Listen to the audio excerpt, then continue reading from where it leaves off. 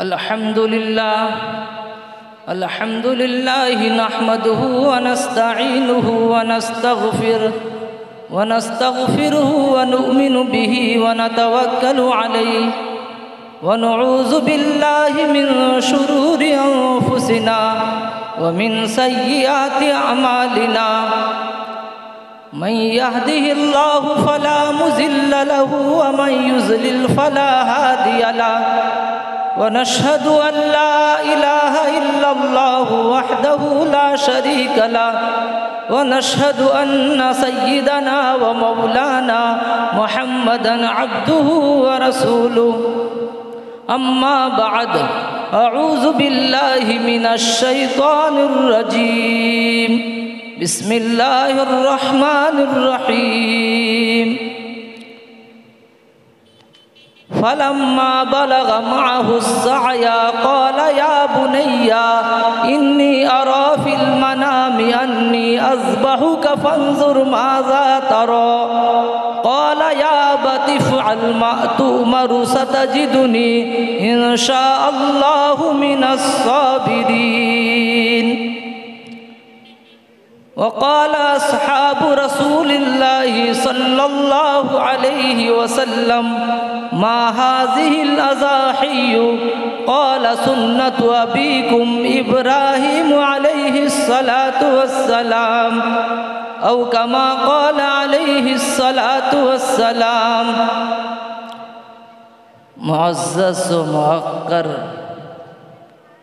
علماء کرام و حفاظان اعظام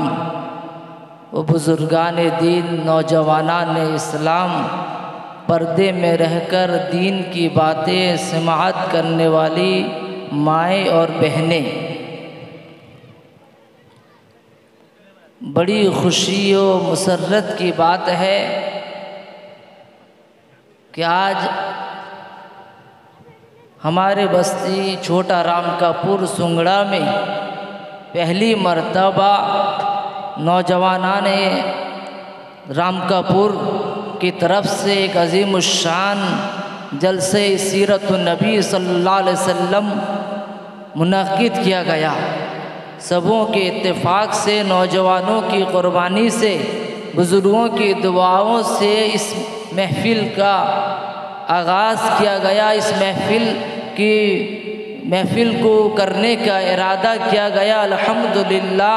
اب محفل کا آغاز ہو چکا ہے۔ اللہ تعالیٰ اس جلسے میں جنہوں نے جس اعتبار سے قربانیاں پیش کی ہیں، جس اعتبار سے محنت لگائی ہے،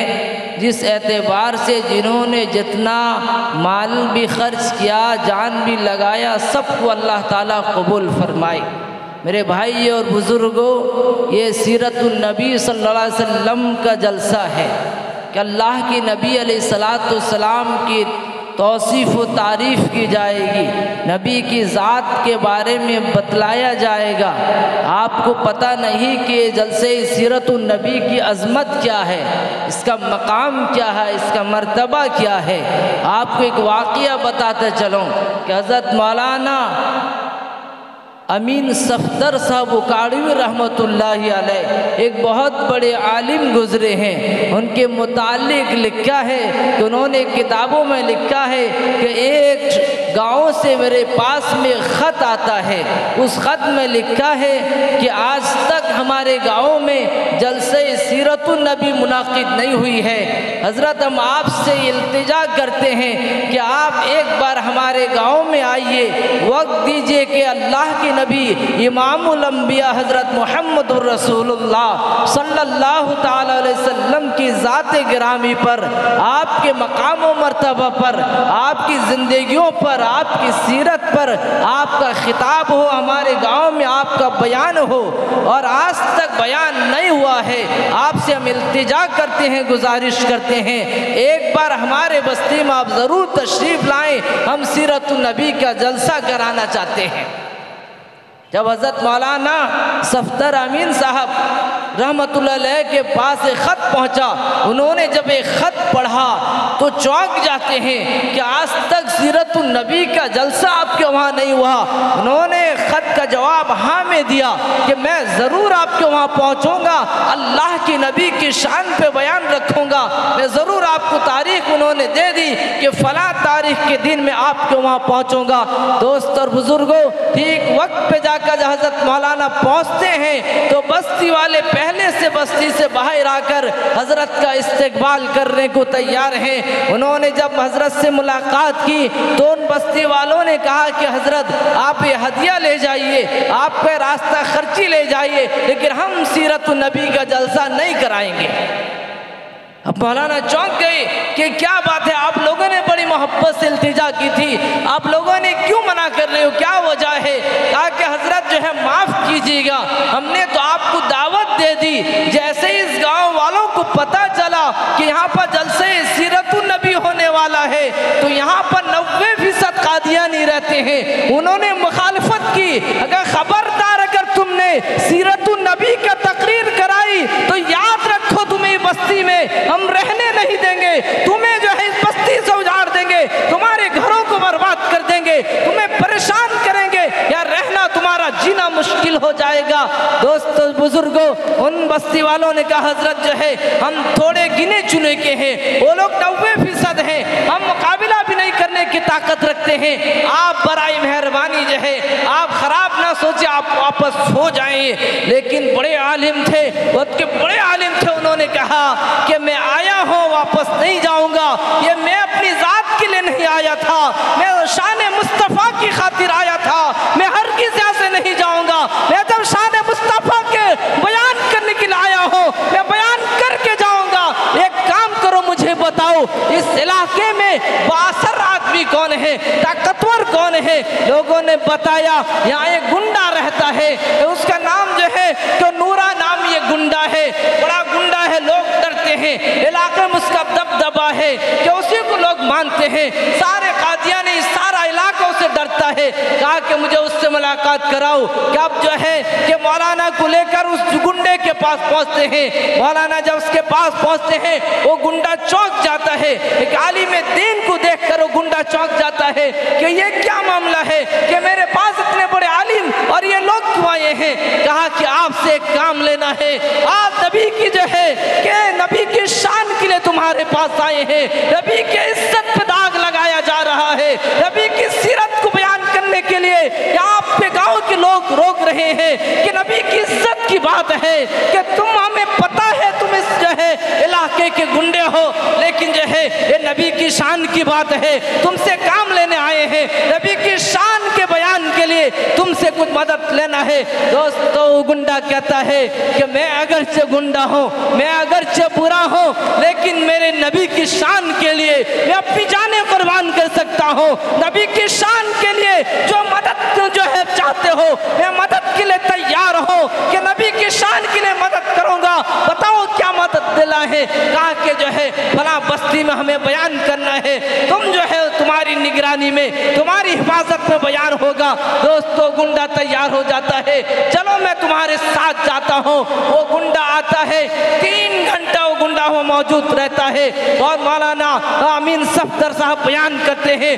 3 گھنٹہ سیرت النبی پہ جلسہ کرتے ہیں۔ دوستو سارے قادیانی خاموش بیٹھے ہیں، کوئی کسی کی ہمت نہیں ہے، ایک لفظ کہنے کی نہیں ہے، 3 گھنٹہ مسلسل حضرت کا بیان ہوتا ہے۔ اس کے بعد وہ گنڈا جاتا ہے، اعلان کر دیتا ہے خبردار اگر تم نے مسلمانوں پہ جو ہے کوئی ظلم کیا یاد رکھو میں تم سے اس کا بدلہ لوں گا۔ سارے قادیانی ڈر جاتے ہیں۔ اب یہ بیان ہو جاتا ہے، اس کے کئی مہینوں کے بعد میں ایک شخص جو ہے جبہ پہنے ہوئے اور جو ہے بدن پہ جو ہے کہ چہرے پہ داڑھی ہے اور جو ہے بدن پہ ایک جو ہے لباس پہنے ہوئے اسلامی لباس پہنے ہوئے کہ حضرت کے پاس میں آتا ہے، چہرہ بدلا ہوا ہے اور سر پہ جو ہے امامہ ہے۔ یہ دیکھ کر جو ہے کہ حضرت مولانا امین صفدر صاحب چونک جاتے ہیں، یہ کون ہے؟ کہا کہ حضرت میں وہی جو ہے کہ جو ہوئی نورا گنڈا ہوں کہ آپ کو جو جلسہ کرایا تھا میں وہی ہوں کہ اس کے چہرے کو دیکھ کر چونک جاتے ہیں، تم تو ایک جو ہے گنڈے تھے، بے دیندار تھے، یہ کیا حالت ہے؟ انہوں نے کہا کہ حضرت حضرت میں کیا بتاؤں کہ میں حالات یہ ہے کہ میں جو ہے کہ یہ جلسے سے جب واپس ہوا میں اپنے گھر گیا، جب رات میں میری نیند لگ جاتی ہے کہ میں دیکھتا ہوں کہ حضور سید الکونین فخر موجودات رحمت کائنات رحمت للعالمین حضرت محمد رسول اللہ صلی اللہ علیہ وسلم خواب میں آتے ہیں، میرے پیشانی کو بوسہ دیتے ہیں، اے نولا تو نے میری عزت کی خاطر 3 گھنٹہ تو نے پہرا دیا ہے، اللہ نے تیرے پچھلے سارے گناہوں کو بخش دیا ہے، تیرے لئے جنت کے ضامن ہے، اللہ تجھے لئے جنت لکھا ہے، تو نے میری عزت کی خاطر جو ہے تو نے کو اپنا وقت لگایا ہے، عزت کی خاطر اپنی طاقت کو استعمال کیا ہے، میری جو ہے سیرت النبی کے جلسہ کے بیان کے لیے تو نے حفاظت کی تھی، اللہ نے تیری حفاظت کی ہے، تیرے لیے جنت کا وعدہ کر رکھا ہے۔ میرے بھائیوں سیرت النبی کا جلسہ ہے، نعرہ تکبیر، شان صحابہ، عظمت صحابہ، جلسہ سیرت النبی، مفتی عبداللہ غازی قاسمی، مفتی عبداللہ غازی قاسمی، علماء دیوبند، علماء دیوبند، شان صحابہ، عظمت صحابہ۔ دوست اور بزرگوں، یہ جو جلسہ ہم کرائیں اس کو چھوٹا نہ سمجھے، جہاں پر نبی کی ذات کا ذکر ہو، نبی کی تعریف ہو، نبی کی توصیف کی جائے، دوست اس سے بڑھ کر دنیا پہ کیا چیز ہو سکتی ہے؟ جس نبی کی ذات کی تعریف جو ہے خود اللہ کرتا ہے، قرآن کے ہر پاروں میں نبی کا ذکر کیا جاتا ہے، ہر سورہ کے اندر نبی کا ذکر کیا جاتا ہے، اللہ تعریف کرتا ہے، نبی کے جو ہے بڑائی کا ذکر اللہ کہتا ہے، وَرَفَعْنَا لَكَ ذِكْرَكَ، وہ اللہ نے نبی کو بلند کیا ہے، اور ہم اس نبی کی امتی ہیں کہ نبی کی سیرت کا جلسہ کرائے، ہمیں فخر ہونی چاہیے، ہمارا مال لگا ہے ہمیں خوشی ہونی ہے، ہماری جان لگ جائے ہمیں خوشی ہونی ہے کہ نبی کی شان کے لیے ہم نے اپنی جان و مال کی قربانی پیش کی ہے، اس سے بڑھ کر قربانیاں کیا ہو سکتی ہے؟ میری جو ہے دعا ہے کہ ہر سال جو ہے اسی طرح سالانہ جلسہ چلتا رہے گا انشاءاللہ، کہ نوجوان جاگتے رہیں گے، سارے بزرگان دین جو ہے جاگے رہیں گے، ہر سال جو ہے انشاءاللہ یہ جلسے کو مسلسل باقی رکھیں گے انشاءاللہ۔ دوستو یہ جلسوں کے اندر دینی جلسوں کے علماء آتے ہیں، دین کی باتیں ہوگی، میرے بعد بہت لمبی فہرست ہے، بڑے بڑے اکابر علماء موجود ہیں جن کا بیان ہونا ہے۔ اب یہ جو ہے یاد رکھیں، میں نے جو قرآن مقدس کی آیت پڑھی ہے اگر اس پر اتنی باتیں کرو وقت بھی کمی ہے، اس لئے میرے بھائیوں میں نے قرآن مقدس کی جو آیت پڑھی ہے اس پر بھی جو ہے کچھ روشنی ڈال دو۔ یاد رکھ کہ آنے والا مہینہ اسلامی مہینہ کے اعتبار سے بہت ہی معزز و مقدس مہینہ ہے، بہت حرمت والا مہینہ ہے، جسے ذی الحجہ کہا جاتا ہے۔ یہ عظیم مہینہ ہے جو اپنے اندر 2 عبادات کو رکھتا ہے، جو اہم عبادت ہے، ایک حج بیت اللہ ہے جس کو جو اللہ نے فرض قرار دے رکھا ہے، یہ اسلام کی بنیادی چیزوں میں سے ہے کہ حج جو ہے صاحب استطاعت پر جو ہے اللہ نے فرض قرار دے رکھا ہے، اور ایک عبادت ہے کہ قربانی ہے جو آج جو ہے حج بھی کرتے ہیں، ہم بھی یہاں قربانی کرتے ہیں۔ دوست یہ 2 عبادت عظیم الشان عبادت ہے، یہ حج کے عبادت اور یہ قربانی کا سلسلہ کہ حضور سید کونین حضرت محمد رسول اللہ صلی اللہ علیہ وسلم کے جد امجد حضرت سیدنا ابراہیم علیہ السلام سے جن کی ابتدا ہوتی ہے، حضرت ابراہیم نے جب بیت اللہ کی تعمیر کرتے ہیں، حضرت اسماعیل اور دونوں باپ اور بیٹے مل کر بیت اللہ کی بنیاد رکھتے ہیں، خالص اللہ کی عبادت کے لیے جب بیت اللہ کی بنیاد رکھتے ہیں دوستو بیت اللہ بن جاتا ہے۔ حضرت ابراہیم کو اللہ کی طرف سے حکم ہوتا ہے، اے ابراہیم لوگوں کو حج کے لیے ندا لگاؤ، حج کے لیے آواز لگاؤ۔ حضرت ابراہیم کہتے ہیں اللہ میں یہاں سے آواز لگاؤں پوری دنیا والوں تک اس کی آواز کیسے پہنچے گی؟ وہ زمانہ کوئی انٹرنیٹ کا نہیں تھا، کوئی واٹس ایپ کا نہیں تھا، کوئی یوٹیوب کا زمانہ نہیں تھا، کوئی جو ہے فیس بک کا زمانہ نہیں تھا، کوئی اور نیٹ کا زمانہ نہیں تھا، آدمی کمرے میں بیٹھ کر اپنی بات کو پوری ورلڈ تک پہنچا سکے۔ دوستو لیکن جو ہے قربان جائیے، حضرت ابراہیم کو اللہ کہتے ہیں ابراہیم آواز لگانا تمہارا کام ہے، آپ کی آواز کو پہنچانا آپ کے رب کا کام ہے۔ दोस्तों इब्राहिम अलैहिस्सलाम ने लोगों को निदा दी, हज के लिए आवाज दी। वो इब्राहिम की आवाज में वो ताकत थी, अल्लाह की मदद वो थी। इब्राहिम की आवाज पूरी दुनिया के सारे ममालिक तक पहुंच जाती है। आज वही वजह है कि दुनिया पे जितने ममालिक हैं, हर ममालिक के हाजी हज बैतुल्लाह के लिए मक्का मुकर्रमा पहुंचते हैं, आज पहुंचे हुए हैं। दोस्तों पूरी वर्ल्ड से पूरे हुज्जाज जो है पहुंचते हैं कि इब्राहिम की आवाज पर जिन्होंने लब्बैक कहा वो जरूर उनको हज नसीब होगी। मेरे भाइयों, हज बैतुल्लाह इस्लामी महीने के अजीम फरीज़ा है। तो एक जो है इबादत है कि हज बैतुल्लाह है, और दूसरी इबादत कुर्बानी है जो हम करते हैं। यहाँ पर हाजी लोग वहाँ करते हैं। ये कुर्बानी इस्लाम के एतबार से अल्लाह के नबी ने इसको वाजिब करार दिया है। ये कुर्बानी की इब्तिदा भाई हज़रत इब्राहीम अलैहिस्सलाम से होती है। लिखा है कि हज़रत कुरान मुक़द्दस में आता है, इब्राहीम अलैहिस्सलाम अकेले हैं, आपको 86 बरस से ज्यादा उम्र हो चुका है, बूढ़े हो चुके हैं, आपके औलाद नहीं है, आपका मददगार कोई नहीं है। जब आप अपने बाप को जो है दीन की दावत देते हैं, बाप आज़र इनकार कर देते हैं। बाप कहते हैं बेटा याद रख, अगर तूने मुझे दावत दिया, तूने तौहीद की दावत दी, याद रख मैं तुझे पत्थर बरसाऊंगा, तुझे घर से निकाल दूंगा। दोस्तों कुर्बान जाइए, इब्राहीम अलैहिस्सलाम ने अपने बाप की परवाह नहीं की कि इसलिए एक सबक मिलता है, अगर माँ बाप अगर जो औलाद को जो है नाफरमानी का हुक्म करते हैं, औलाद को हक है कि उस नाफरमानी से इनकार कर दे, कि बाप की बात ना माने, माँ की बात ना माने। जिस जगह पर अल्लाह की नाफरमानी हो कि वहाँ पर जो है किसी मखलूक की ताअत जायज़ नहीं है, कि अल्लाह की जो है नाफरमानी पर जो है किसी मखलूक को जो है, चाहे बाप हो, चाहे माँ हो, चाहे कोई मुरब्बी हो, अगर देखते हैं अल्लाह की नाफरमानी का हुक्म करता है तो उसका इनकार कर दे। इब्राहिम ने अपने बाप का इनकार कर दिया, अपना घर छोड़ देते हैं, लेकिन जो है परवाह नहीं करते हैं। बाप घर से निकाल देते हैं, आप अपना बाप को छोड़ते हैं, अपना घर छोड़ते हैं। दोस्तों वक्त का बादशाह नमरूद आग के अंगारों में डालता है, इब्राहिम आग के अंदर में जाते हैं, उसकी परवाह नहीं करते, हक की आवाज बुलंद करते हैं। दोस्तों ऐसा वक्त आता है हजरत इब्राहिम को इराक की सरजमीन को छोड़ना पड़ता है, आप मुल्क शाम आ जाते हैं,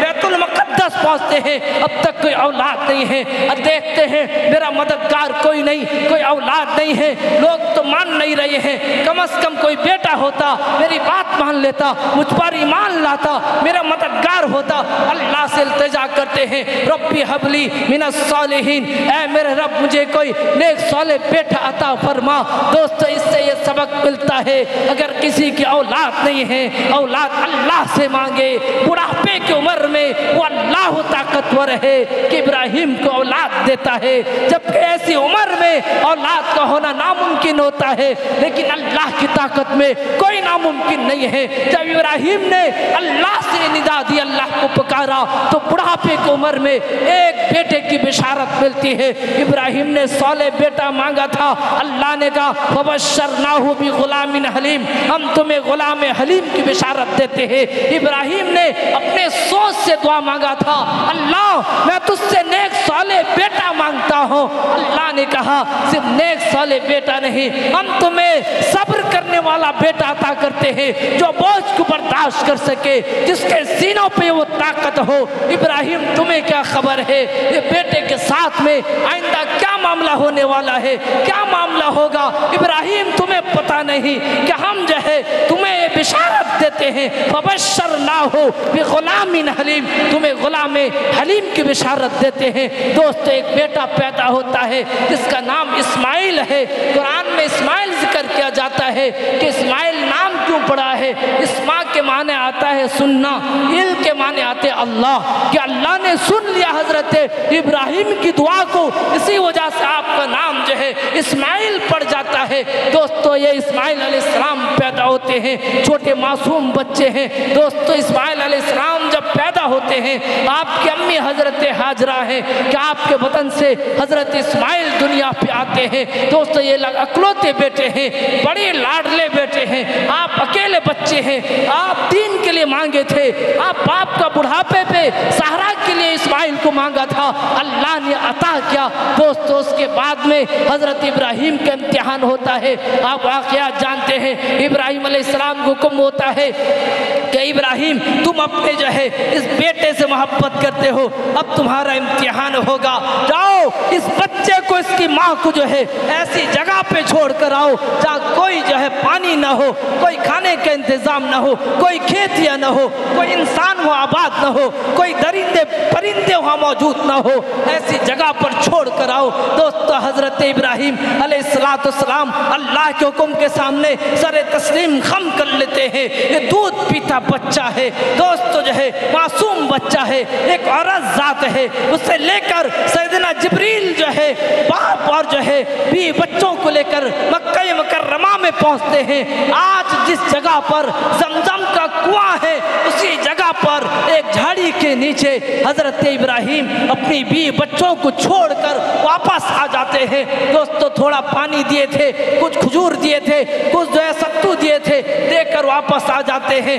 دوستو جو ہے روایت پہ آتا ہے جب حضرت ابراہیم واپس آ جاتے ہیں اس کے بعد میں جو ہے حضرت حاجرہ کے پاس میں جو سامان تھا وہ ختم ہوتے جا رہا ہے۔ حضرت حاجرہ کا سامان جب ختم ہونے لگا، اب کھانا بھی ختم ہوا، پانی بھی ختم ہو رہا ہے۔ دوستو اسی دوران میں اکیلی عورت ہے، وہاں کوئی انسان نہیں ہے، صرف ایک معصوم دودھ پیتا بچہ ہے، اکیلی عورت ہے۔ دوستو قربان جائیے جو ہے میری مائیں بہنیں اس پر غور کریں، ایک حاجرہ کے ایمان پر قربان جائیے، اللہ کی ذات پر توکل جائیے، اکیلی عورت ہے، گھبراتی نہیں ہے۔ ابراہیم سے پوچھتے ہیں اے ابراہیم یہاں کہاں چھوڑے جاتے ہو، یہاں تو کوئی نظر نہیں آتا ہے، کس کے حوالے کرتے ہو؟ کہا